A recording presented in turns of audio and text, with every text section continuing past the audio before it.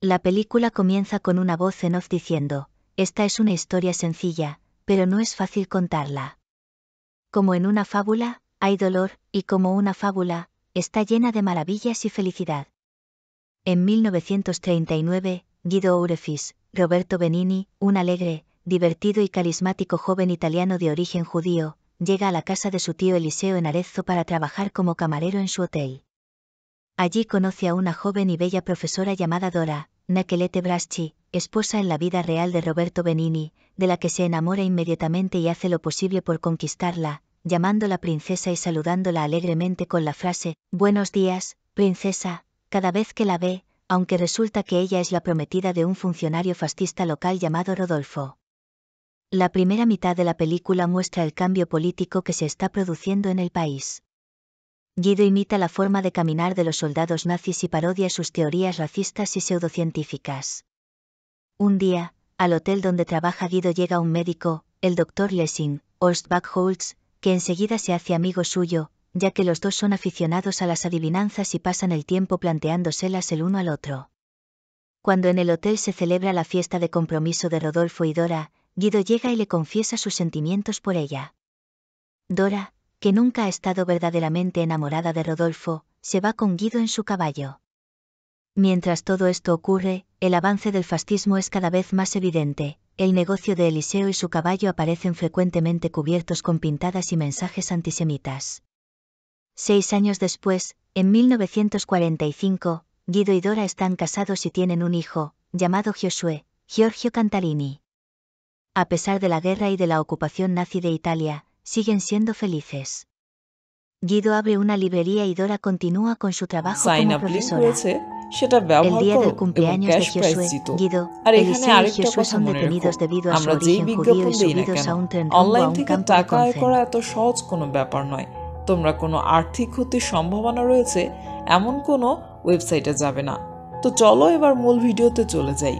তো সিনেমার শুরুতে ব্যাকগ্রাউন্ড থেকে ভয়েস ন্যারেশনে আমাদের একটা কথা বলা হয় যে এই সিনেমার গল্পটা ৮-১০টা গল্পের মতো সাধারণ গল্প, কিন্তু এই গল্পটা বর্ণনা করা আমার পক্ষে খুবই কঠিন, কারণ এটা আমার নিজের জীবনের গল্প। আর এমন একজনের গল্প আমি বলবো, সে আমার অনেক প্রিয় এবং কাছের একজন ছিল। তো যাই হোক, ব্যাকগ্রাউন্ড রেখে কথা বলছে, এটা আমরা সিনেমার লাস্টে জানতে পারবো আর কি। তো এরপর আমাদের 1939 সালের ইতালির এরিচে শহরকে দেখানো হয়, মানে দ্বিতীয় বিশ্বযুদ্ধ শুরু হবে তার আগে আগে। আর তখন আমরা এই সিনেমার প্রধান চরিত্র কুইডোকে দেখি, আর সে তার বন্ধুর সাথে শহরে যাচ্ছিল তার আঙ্কেলের সাথে দেখা করতে, কিন্তু কিছু দূর যাওয়ার পরে ওদের গাড়িটি হঠাৎ করে নষ্ট হয়ে যায়। আর তখন কুইডোর বন্ধু গাড়িটা ঠিক করার চেষ্টা করে, আর এই সুযোগে কুইডো করে কি ইতালির সুন্দর গ্রাম ঘুরে দেখার চেষ্টা করে। আর এরপর তারা একটা ফার্ম হাউসে আসে, আর ওই মুহূর্তে 2 তলা থেকে একটা মেয়ে নিচে পড়ে যাচ্ছিল, বাট ফর্চুনেটলি কুইডো তাকে ধরে ফেলে। আর মেয়েটির নাম ছিল হচ্ছে ডোরা, সে আর কি আমাদের এই সিনেমার নায়িকা। তো ডোরা কুইডোকে বলে, আমাকে বাঁচানোর জন্য ধন্যবাদ, কিন্তু কিভাবে আমি আপনাকে ধন্যবাদ দিব এটা বুঝতে পারছি না। আর তখন কুইডো ডোরাকে বলে, ধন্যবাদ দেওয়ার প্রয়োজন নেই, বরং আমি আপনাদের ফার্ম থেকে কিছু ডিম নিয়ে যাই, আর এরপর যখন আমি এই ডিমগুলো খাবো তখন আমাদের এই সুন্দর মুহূর্তগুলোর কথা মনে পড়ে যাবে। তো এরপর কুইডো বিদায় নিয়ে গাড়িতে ফিরে আসে,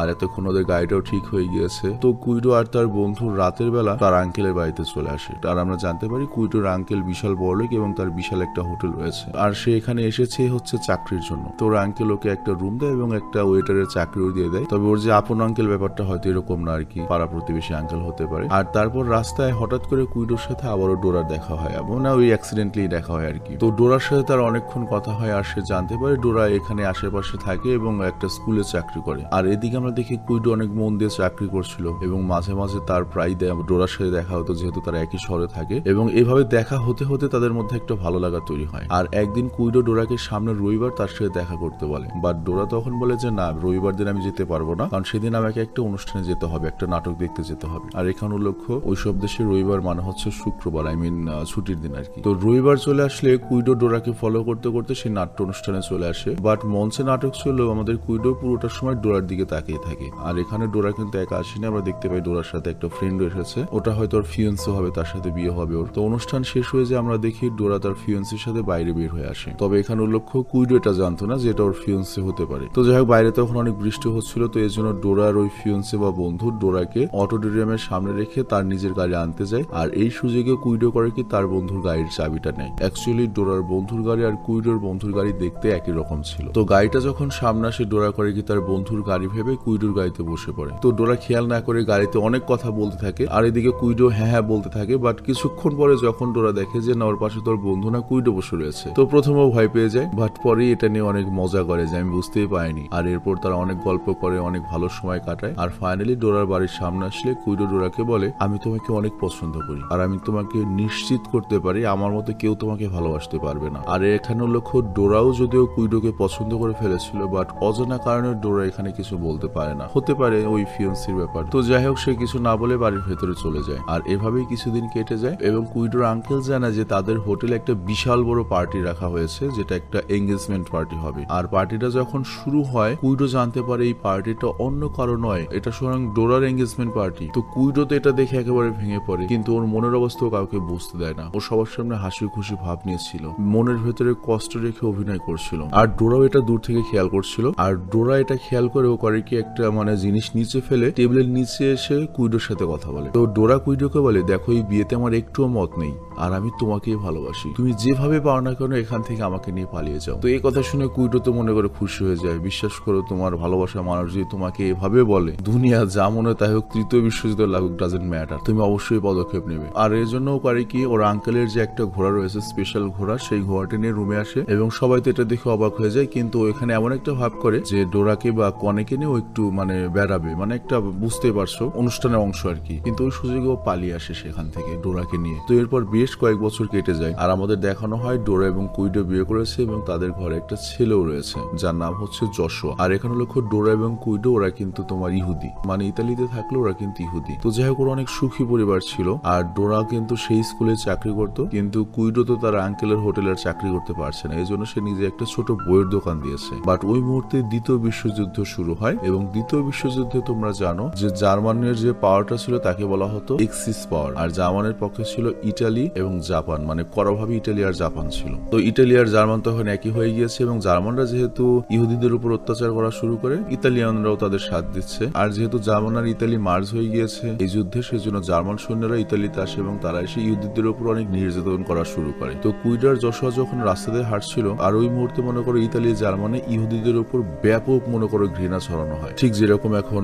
আমরা ইউরোপে ফেস করছি মুসলিমরা। তো কুইডো আর যশোয়া যখন রাস্তাতে হাঁটছিল তখন একটা দোকানের সামনে লেখা দেখতে পায় যে এখানে কুকুর আর ইহুদিদের প্রবেশ নিষেধ। তো যশোয়া তখন তার বাবাকে বলে আচ্ছা বাবা, জার্মানরা আমাদের এত ঘৃণা করে কেন? কুইডো তখন বলে না রে না, ওরা আমাদের ঘৃণা করে না, এই দোকানের মালিকটা আসলে কুকুর পছন্দ করে না, তাই সেইভাবে লিখেছে। আর তুমি যদি চাও আমাদেরও তো দোকান রয়েছে, আমাদের দোকানের সামনে আমরা এরকম একটা লেখা টানিয়ে দেবো। অ্যাকচুয়ালি কুইডো চাচ্ছিল না তার ছোট্ট ছেলেটা এই কথা মনে করে কষ্ট পাক বা যুদ্ধ সম্পর্কে জানো। আর কিছুদিন পর যশোয়ার জন্মদিন চলে আসে, পুরো বাড়ি অনেক সুন্দর করে সাজানো হয়। আর ডোরাও একটু সকাল সকাল কাজে থেকে চলে আসে, কিন্তু সে যখন ফিরে আসে সে দেখতে পায় পুরো বাড়ি তছনছ করা, কোথাও তার ছেলে এবং তার হাজবেন্ড কুইডো নেই। সে তো অনেক ভয় পেয়ে যায় আর অনেক খোঁজাখুঁজি করার পরে জানতে পারে যে জার্মান সৈন্যরা সকল জিউসদের এই এলাকা থেকে ধরে অন্য কোথাও নিয়ে যাচ্ছে রিফিউজি ক্যাম্পে এবং তাদেরকে ট্রেনে ওঠানো হচ্ছে। তো এরপর ডোরাও সেই ক্যাম্পে আসে এবং জার্মান অফিসারকে বলে যে আমি ইহুদি এবং আমার স্বামী সন্তানকে এই ট্রেনে ওঠানো হয়েছে, আমিও তাদের সাথে যেতে চাই, এবং ডোরাকেও সেই ট্রেনে তুলে দেওয়া হয়। আর তারপর ট্রেন একটা রিফিউজি ক্যাম্পে গিয়ে থামে আর তারপর সবাইকে ক্যাম্পে ঢোকানো হয়, কিন্তু এখানে ছেলে আর মেয়েদের আলাদা আলাদা করা হয়। তো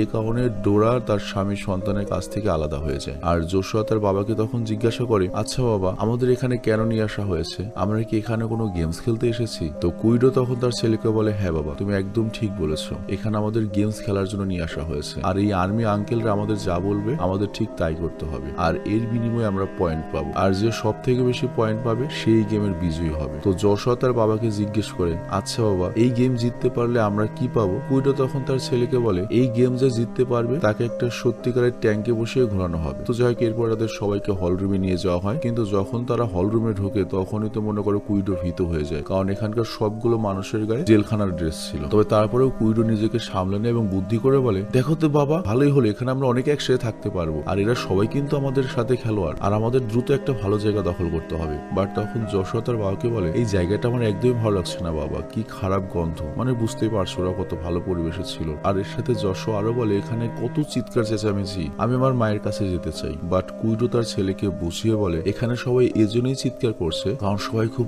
এক্সাইটেড এই গেমটা জেতার জন্য, আর গেমটা শেষ হলে তুমি তোমার মায়ের কাছে যেতে পারবে। তো যাই হোক, এরপর যশোয়া তার বাবাকে বলে গেমটা শেষ হবে কখন। তখন কুইডো তার ছেলেকে বুঝিয়ে বলে যে সবার আগে 1000 পয়েন্ট পাবে সেই গেমটা জিতে যাবে, আর তখন এই গেমটা শেষ হয়ে যাবে। তো এ কথা বলতে বলতে সেখানে কয়েকজন জার্মান সৈন্য চলে আসে এবং তারা বন্ধুদের মধ্যে থেকে একজনকে খুঁজছে যে কিনা জার্মান ভাষা এবং হিব্রু ভাষা দুইটাই বুঝতে পারে। হিব্রু মানে হচ্ছে যে ভাষা ইহুদিরা কথা বলে। আর তখন কুইডো মিথ্যা বলে যে আমি দুই ভাষায় জানি। আর তারপর সে কয়েকটি জার্মান অফিসারের পাশে এসে দাঁড়ায়, তবে সে জার্মান ভাষা কিছুই জানতো না, সে ইতালিয়ান আর হিব্রু ভাষা জানতো। আর বুঝতেই পারছো ওদের কিন্তু ইতালি থেকে জার্মানিতে নিয়ে আসা হয়েছে, তো এমন একজন লোক দরকার যে জার্মান এবং ইতালিয়ান ভাষা দুইটাই জানবে। আবার ওদিকে জার্মান যে সৈন্যরা রয়েছে তারাও তো ইতালিয়ান ভাষা বোঝে না, তো এজন্য জার্মান অফিসার যা যা বলছিল কুইডো তার নিজের মতো করে সেগুলোকে অনুবাদ করছিল। মানে কুইডো এখানে মূলত তার ছেলেকে ওই খেলার নিয়মগুলো বলছিল। সে বলছিল এই খেলায় জিততে হলে সবাইকে 1000 পয়েন্ট জোগাড় করতে হবে, আর পয়েন্ট পাওয়ার জন্য প্রতিদিন অনেক কাজ করতে হবে, কান্নাকাটি করা যাবে না, ক্ষুধা লাগলেও কাউকে কিছু বলা যাবে না, আর খেলা চলাকালীন সময় তার মায়ের সাথে দেখা করতে পারবে না,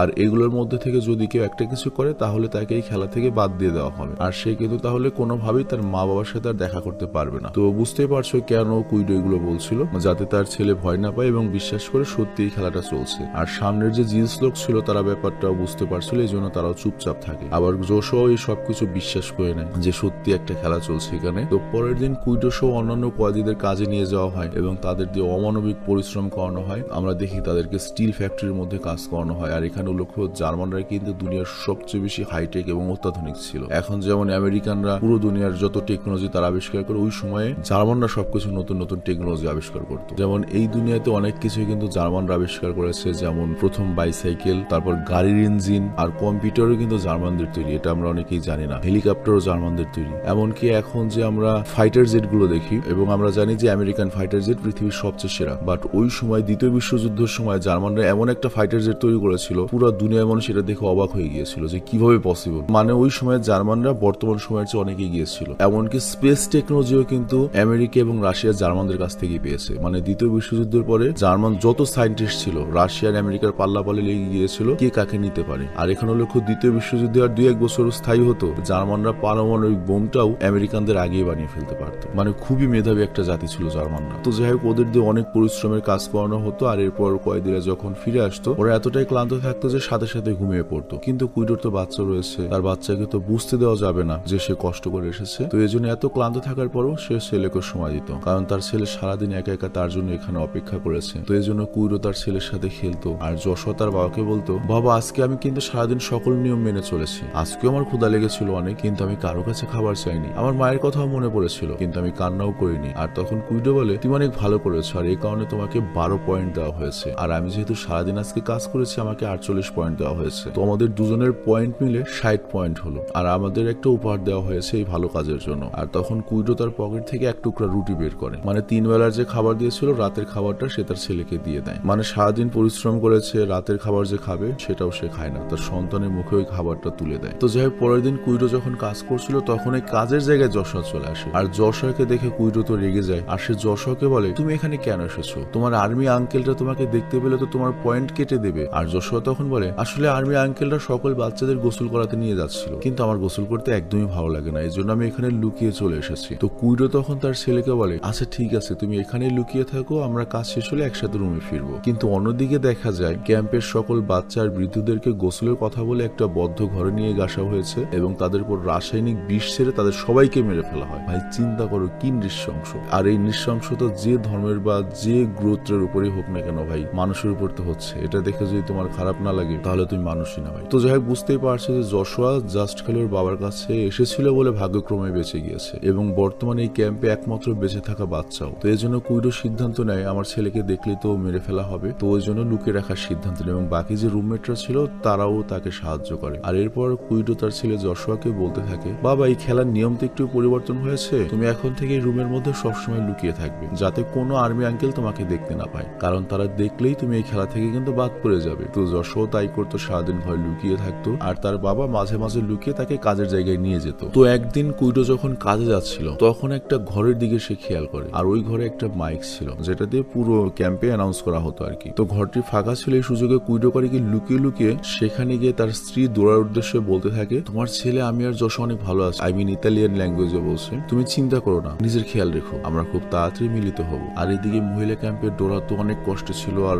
অনেকদিন পরে স্ত্রী আর সন্তান ঠিক রয়েছে এটা শুনে অনেক খুশি হয় এবং নতুন করে আবার বাচ্চার আলো খুঁজে পায়। আবার ওদিকে কথা বলে কিন্তু কুইডো আর যশোয়া লাপাত্তা পালিয়ে গিয়েছে। বুঝতেই পারছো ধরা পড়লে কি হবে। আর এদিকে দেখা যায় কুইডোর মেডিকেল পরীক্ষা করানো হচ্ছে। অসুস্থ আর দুর্বল যারা রয়েছে তাদেরকে গুলি করে মেরে ফেলা হবে, যাদের কাজ করানো যাবে না তাদেরকে মেরে ফেলা হবে। চিন্তা করো ভাই, কি অমানবিক। তো যে ডাক্তার এখানে পরীক্ষা করছিল সে নিয়মিত কুইডোর আঙ্কেলের হোটেলে খেতে যেত, যে কারণে সে কুইডোকে অনেক ভালোভাবে চিনত। তো ডক্টর কুইডোকে বলে, আমাদের এখানে কিছুদিনের মধ্যে একটা পার্টি হবে, আমি চাই তুমি সেই পার্টিতে ওয়েটারে কাজ করো। আর কয়েকদিন পরে সেই পার্টির দিন চলে আসে। তো কুইডো ওয়েটারে কাজ করছিল, আর হঠাৎ সে খেয়াল করে যে পার্টিতে যতগুলো জার্মান অতিথি এসেছে তাদের মধ্যে অনেক বাচ্চাও রয়েছে এবং তারা বাইরে লুকোচুরি খেলছে। তো এটা দেখে কুইডোর মাথায় একটা আইডিয়া আসে। সে তার ছেলে যশোয়াকে নিয়ে আসে এবং তাকে বলে এই ক্যাম্পের সকল বাচ্চারা এখানে লুকিয়ে রয়েছে এবং 3 সপ্তাহ ধরে এখানে লুকিয়ে রয়েছে। তোমার বিশ্বাস না হলে সামনের বক্সটি খুলে দেখো। এরপর যখন যশোয়ার সামনের বক্সটি খুলে সে দেখতে পায় সেখানে সত্যি বাচ্চা লুকিয়ে রয়েছে, আর মনে প্রাণে বিশ্বাস করে তার বাবা একদম সত্য কথা বলছে। তো এরই মধ্যে একজন মহিলা বাচ্চাদের ডাকতে আসে খাবারের জন্য, আর তখন অনেকগুলো লুকিয়ে থাকা বাচ্চা বেরিয়ে আসে। কিন্তু এদিকে যশোয়া পুরোপুরি বিশ্বাস করে যে এই ক্যাম্পে কোনো খেলাই চলছে। কিন্তু কুইডো যখন যশোয়াকে নিয়ে ফিরতে যায় তখন ওই মহিলাটি যশোয়াকে দেখে ফেলে এবং ভাবে এটা হয়তো জার্মান কোন অতিথির বাচ্চা হবে, তার জন্য সে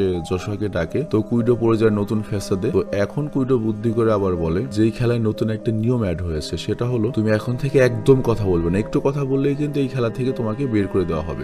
বুঝতেই পারছো, যশোয়া যদি ইতালিয়ান ভাষায় কিছু বলে ওঠে তাহলে ওরা বুঝতে পারবে যে এখানে জিউস বা ইহুদিরা রয়েছে, কারণ ইতালি থেকে শুধুমাত্র তো জিউসদের আনা হয়েছে, আর বুঝতে পারলে তো মেরে ফেলা হবে। তো যাই হোক, এরপর মহিলাটি যশোয়াকে নিয়ে যায়, তাকে অন্যান্য বাচ্চাদের সাথে একটা ঘরে রাখা হয় এবং তাদের একসাথে অনেক খাবার দেওয়া হয়। আর যশোয়া অনেকদিন পর অনেক ভালো খাবার খেতে পারে। কিন্তু এরই মধ্যে যশোয়া একটা ভুল করে ফেলে, সে একটা জার্মান ওয়েটারকে ইতালিয়ান ভাষায় ধন্যবাদ দিয়ে ফেলে, যেভাবে আর কি জিউসরা কথা বলতো। আর ওয়েটারটি তখন বুঝতে পারে যে এখানে অবশ্যই কোনো ঘাপলা আছে, জিউস বাচ্চা রয়েছে। তো এই জন্য সে দ্রুত ওই মহিলাটিকে ডেকে আনে। কিন্তু মহিলাটি যখন আসে তখন দেখতে পায় যে কুইডো সেখানে সকল বাচ্চাদের ইতালিয়ান ভাষাতে কিভাবে ধন্যবাদ দিতে হয় সেটা শেখাচ্ছে। চিন্তা করে কি বুদ্ধি কুইডোর। তো এটা দেখে মহিলাটি ভাবে হয়তো এখানে সব বাচ্চা জার্মান, জাস্ট কুইডো শেখাচ্ছে, এজন্য ইতালিয়ানেতে ধন্যবাদ দিয়েছে। তো এবার অল্পের জন্য যশোয়ার জীবনটা বেঁচে যায়। কিন্তু মহিলাটি কুইডোকে অনেক বকাঝকা করে এবং বলে, আমি তোমাকে নিষেধ করেছিলাম এই বাচ্চাদের সাথে কথা বলবে না, তোমার অবস্থান ভুলে যেও না। আর এরপর রাত গভীর হলে কুইডো তার ছেলেকে নিয়ে রুমে ফিরছিল, আর তখন হঠাৎ করে কুইডো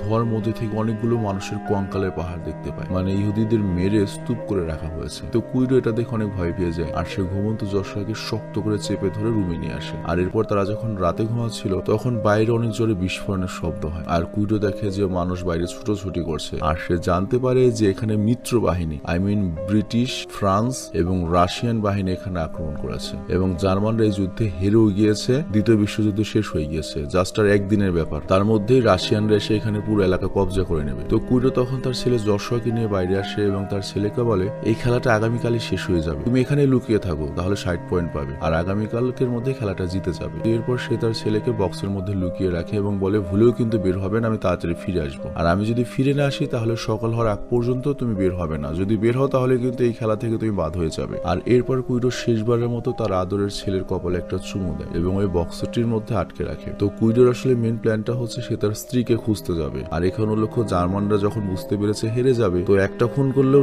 ফাঁসি, 2টা খুন করলেও ফাঁসি, তো ওরা যত পারে এখন মানুষ মারবে আর কি, বুঝতেই পারছো ব্যাপারটা। তো যাই হোক, এরপর কুইডো যায় হচ্ছে মেয়েদের ক্যাম্পে যেখানে ডোরা ছিল, বাট ডোরাকে সে কোথাও খুঁজে পায় না। কিন্তু হঠাৎ করে সে 2জন জার্মান সৈনিকের সামনে পড়ে। আর এখন তো জার্মান সৈনিকদের প্ল্যান জানোই, আমরা তো মরছি, তোদেরকে মেরে মরবো। তো ওই সৈনিক করে কি আরেকজন সৈনিককে দায়িত্ব দেয় যে ওকে দূরে গুনিয়ে গিয়ে গুলি করে মেরে ফেলো। তো এরপর ওই জার্মান সৈন্যটি কুইডোকে মারার জন্য যেতে থাকে, আর তাও আবার কুইডোর ছেলে যশোয়ার বক্সের সামনে দিয়ে। তো এই দৃশ্য তো কুইডো এখন কিভাবে হ্যান্ডেল করবে? কুইডো করে ওই বক্সটির দিকে তাকায়, কারণ তার ছেলে তো তাকে দেখছে এবং সে তার ছেলেকে কিছুই বুঝতে দেয় না এবং সে যশোয়ার দিকে তাকিয়ে চোখ মারতে থাকে এবং তার ছেলেকে বোঝায় সেই খেলায় ধরা পড়ে গিয়েছে, জন্য তাকে নিয়ে যাওয়া হচ্ছে, বাদ পড়ে যাচ্ছে। তবে তার ছেলে বুঝতেও পারছে না যে তার বাবাকে নিয়ে যাওয়া হচ্ছে, সে তার বাবাকে আর কখনোই দেখতে পাবে না, কিছুক্ষণ পরে মেরে ফেলা হবে। তো কুইডো এখানে দুষ্টুমি করতে করতে সামনের দিকে চলে যায়। তবে ওর মনের অবস্থাটা কি বুঝতে পারছো? কুইডো যে মারা পড়বে, মোটেও তো আর নিজের মৃত্যুর চিন্তা নেই, অবশ্যই তার সন্তানের চিন্তা, যে আমি মারা যাই, আমার সন্তান যেন বেঁচে থাকে। ভাই, এটি একটা বাপ, ভাই সে যে ধর্মের হোক, যে দেশের হোক, যা মনে তাই হোক,